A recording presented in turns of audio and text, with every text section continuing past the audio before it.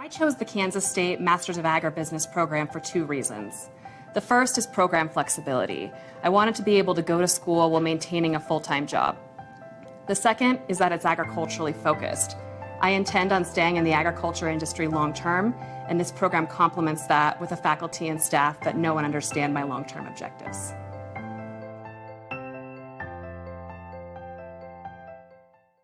Thank you for joining us for our Agri-Pulse Washington Week in Review. I'm Spencer Chase, joined as always by Agri-Pulse Executive Editor Phil Brasher, as well as this week by Oregon Democrat Kurt Schrader. And Congressman Schrader, we appreciate you joining us. Well, thanks for having me on, you guys. Appreciate it very much. Obviously, a lot of things going on in the news and on Capitol Hill this week as the House is in a committee work period, but over in the Senate, the chamber is in session and was working this week its way through some consideration on an increase to the nation's debt limit. That was kind of the prevailing issue in town here this week after really a couple of months of a number of looming deadlines facing the Congress. But I want to get your thoughts, Congressman, on just one, presuming that the agreements that the Democratic and Republican leadership have reached in the Senate reaches the House, what we should expect in terms of some kind of timeline for consideration in the House of Representatives. And also, if you can just kind of zoom out on this, why is the debt limit conversation important, do you think, to the nation's farmers and ranchers? Sure. Well, debt limit discussion is important because it has a lot to do with the full faith and credit of the United States. And I don't know too many self-respecting ranchers or farmers, including myself, that don't have significant loans out there that you use or credit lines to get yourself through one season to the next. And this could cause huge problems in credit, ability to get credit, tighten the whole financial network here for our country. We would be downgraded. That happened, as you guys remember, back in 2013 when we flirted with not paying our debts, not paying our bills, and caused a huge uproar, if you will, in the world. And it was just not something you do as responsible adults. I think you got to pay your debts. But I understand concerns, about how it looks. My colleagues on the other side of the aisle are going to paint us as tax and spend liberals. While that may be true for some, that is not true for yours truly here. We've been fighting the good fight to be thoughtful about our investments and kind of proud about how we helped agriculture during the COVID epidemic in particular. We made sure when they seemed to be overlooked by some of my colleagues from the urban areas that, there was a allocation made for those folks, not just the farmers, but those all along the supply chain that kept the food on our plates at the end of the day. And it was pretty tough go. The dairy industry took some huge hits. Pork industry took some huge hits. And, well, frankly, everybody did. I mean, with the restaurant business going down the tubes, it was very difficult for farmers, ranchers, and all the suppliers in between to make ends meet. So, we're hopefully past that or coming out of that, doing some work in that space. But the debt stuff is, I think, probably an arcane thing. We've already spent a lot of that money, and just acknowledging the fact that we have, it's getting tied into this additional spending that some folks on my side of the aisle want to do. And that's causing some real political machinations, as you guys know, on Capitol Hill. So we'll see how it all plays out when it comes over to the House, I guess sometime in, probably about the time we get back in Dodge, 18th or so, I believe. Congressman, let's talk about a couple of big issues on your plate. One of them is this over in the House. One of them is the Senate passed bipartisan infrastructure bill. The other is the Build Back Better budget reconciliation bill, which right now is $3.5 trillion sitting there. You were one of a group of moderates who back in August had demanded that the leadership put the infrastructure bill to a vote before the larger reconciliation bill. And of course, last week, the president came over and he said the two needed to move together. You didn't have the vote on the infrastructure bill. So where are we? Is there going to be enough support from moderates to get that reconciliation bill ultimately passed? Well, I think for the viewers, the whole Build Back Better, it was all one package, as you guys remember originally. The idea was we're going to make some significant investments in the United States, to help things move along. I'd respectfully suggest the environment has changed. I mean, the economy is really pretty good right now. Actually, it's very good right now. Where the biggest problem is getting people to work. You can't get a lot of jobs out there. I talk to everybody from agriculture to Intel, and you just can't find people to work for a variety of reasons. Unemployment in my home state of Oregon is all-time low. We're usually above the national average. We're doing really, really well in terms of having job availability for those that want a job or are able to take a job. Wages are going up. Wages are going up. First time in probably a decade. The last Great Recession was kind of a wageless increase environment. And now we're having some great opportunities for folks. So I'm a little leery of spending a whole bunch more money, to be very honest with you. We spent a bunch of money during 2020 to keep farms, ranches, and other businesses and families together. Matter of fact, we spent $5 trillion, guys. That's a lot of money, even in Washington, D.C. That's 3 times what we normally spend in all defense and non-defense spending. So at some point, you got to say enough. Our debt increased almost 20% as a result of the good work we did last year, at the beginning of this year. So I'm very, very leery. And this group of folks decided that, the infrastructure piece was a good investment going forward. Low interest rates at this point, starting to creep up, though, would be a good time to do stuff for roads and bridges. Great to get our products to marketplace or get our supplies in. Water resources, making sure there's opportunity out there. We actually called out Western water storage in particular, big deal for California, Washington, Oregon, out west with our droughts. And then we have, the energy resiliency. We've seen problems. We had a big freeze here in the Willamette Valley in Oregon, right when Texas did, froze out everything. We got to make a more resilient, clean energy structure. And last but not least, broadband. I mean, that's a big deal. I mean, that's the only way rural America is going to be able to compete for good jobs and access to the marketplaces in the world. I mean, good news with the internet and the way the world is now, you don't just have to sell your product to the neighbor down the street or the city down the road. Man, you can sell it to China, India, Europe, Latin America. There's so many opportunities if you have connection. You don't have connection, you got nothing. So that's a big part of this bill. So I think that part of the package, despite the fact we were unable to get the vote, the speaker, frankly, didn't level with us. She was not on the level. She said, we're going to have the vote. Actually, all Democratic members signed and passed the bill. So we're going to have this vote on, September 27th. And she was unable to deliver. That gives me great pause, gentlemen, gives me great pause. Your word is your bond here in Washington, D.C.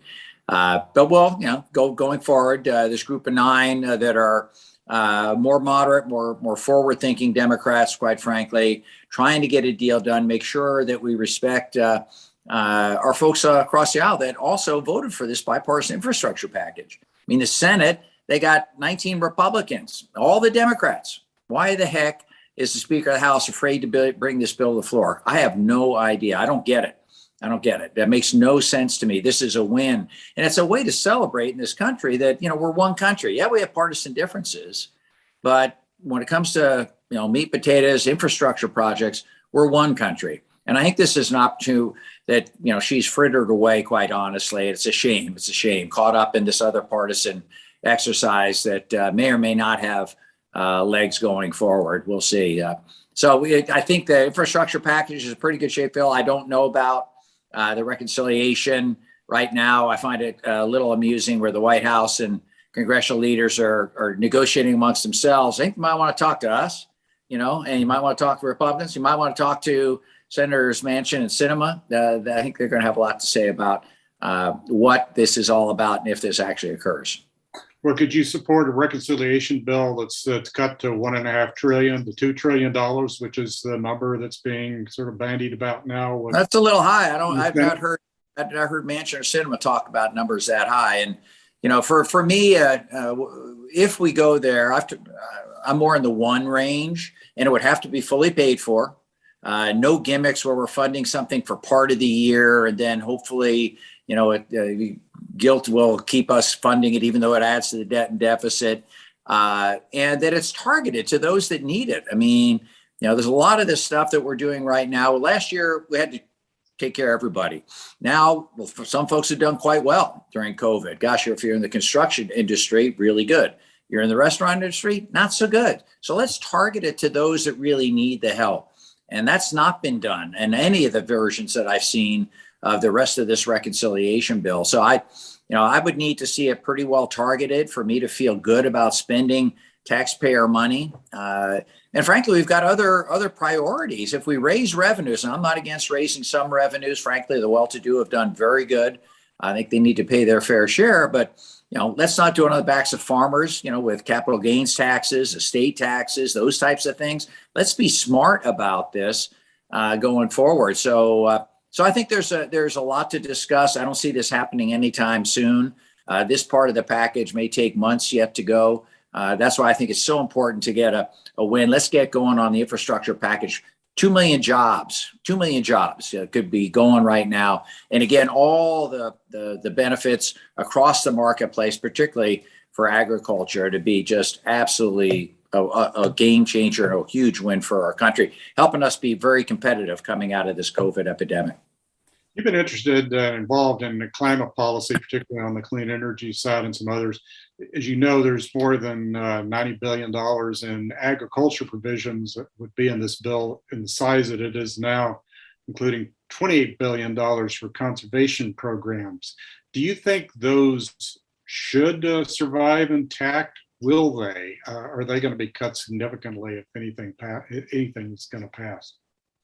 Well, I'd like to think that as part of the actual infrastructure piece that we have with the Western Water Resiliency, I think that would stay. I would hope that would fit into the rubric of what was agreed upon by Democrats and Republicans all across this country, no matter what geography you serve. The other elements going forward, that could be problematic. I mean, again, I would strongly recommend they prioritize things. And where that comes out, I don't know. At the end of the day, I think healthcare is a big deal, frankly, for folks. Again, no matter who you are, trying to be able to afford things. The other projects, the climate side, I'd like to see us do something intelligent. Right now, I mean, I'm in the Energy and Commerce Committee, as you guys know, and we had a program called the acronym CEPP. That basically was a thrown together program in 1 month's time, no hearings, no discussion, that was meant to fit into the Byrd rule. I've got a bill with a good friend of mine, Representative McKinley from West Virginia, Republican, that was set a clean energy standard, but let everyone compete. We make huge investments. Yeah, we spent some money, but huge investments in carbon capture, carbon sequestration, battery storage, solar, you name it. We're agnostic as to the source of energy, but set a clean standard in place that everyone can shoot for. To me, that's the type of intelligent climate change policy you want to have, where you're not picking winners and losers. You're giving everyone a chance to compete, but the ultimate goal is get our carbon emissions down. That's locked in. And I think that has a lot of cachet, but unfortunately, again, we haven't had any hearings on any carbon energy standard bills. Mine, a colleague of mine from Costa got one. I mean, former colleague from New Mexico had one.